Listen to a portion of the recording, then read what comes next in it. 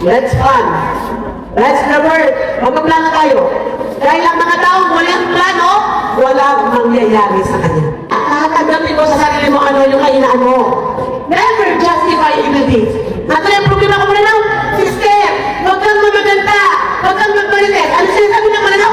Bakit? Totoo naman. Ay, namata na din talaga wala. Yung alam mo na harap ang ginagawa mo na, nangangatulirang ka pa. Matagas kayo ulo. Hindi lang pala anak mo ang problema, ikaw pala nanay ang pinakamatigas ng ulo. Nangangatulirang ang anak mo, nangangatulirang ka rin. Pwede mo na. Allah, Akbar, walay. Pero anong pinakamagandang plano? Sino sa inyo ang nagsabi na okay? Gusto ko matulog ako ng maaga. Alam niyo kung ano pinakamalaki kalaban sa Ramadan? Especially yung last 8 days. Anto. Ano ang pinakamalaki kalaban natin? Anto. Eh, gusto ko natin gabi-gabi. Sa Ashura Wakil. Anto. Ulo. Gusto niyo talaga ng maayos na Ramadan? Hindi lang siya ninutuwa. Dapat gawin mo. Dapat matulog ka bago mag 10 p.m. Dapat dahil p.m. wala ka ng social media. Dapat inisip ka ng 2. Dahil magluluto ka pa. At habang ikaw ay nagluluto, magpahajud ka na ng rakaat.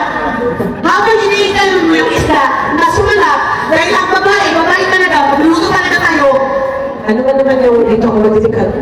Pagbabasa ko nito ng 1 page of plan. Right? Ito yung oras ng tulog ko at ito rin yung oras ng iniisip ko. Ang mga tao na nagtagumpay sa mundo, ipapalumin mo sila lahat. Hindi lang po Muslim na-discover ang mga milyonaryo sa mundo na ang sikreto ng tagumpay ay katulad ng sinanalo sa salat-salat. Ano ito? Ang pagtulong, pagkatapos ng dating isya. Alam niyo ba kung saan ang problema ng mga babae na yun? Mga manananggal. Mga barwal. Alauna, isin pa. Ano ang dahilan? Nagkataon hindi. Ano ba siya? Kaya nagawin mo ako ng baraka. Daan naman ng Ramadan. Ang buhay mo ng 20 years. Nothing change. Ito na change. So, kailangan mo talagang magpapang buhay. Hindi ka lang nagtatawa.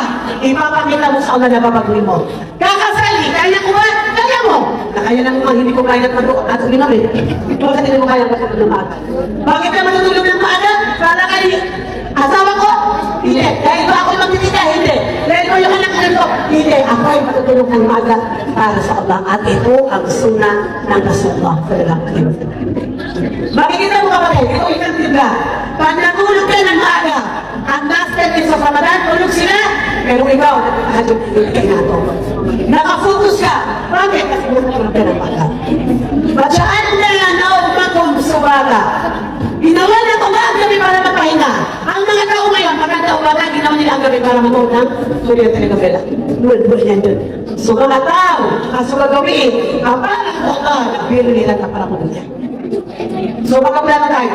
Okay, kanina ko lang, matutulog tayo ng mga. Next, bismillah. Okay, pangalawa, stop doing bad things. Yan yun, okay?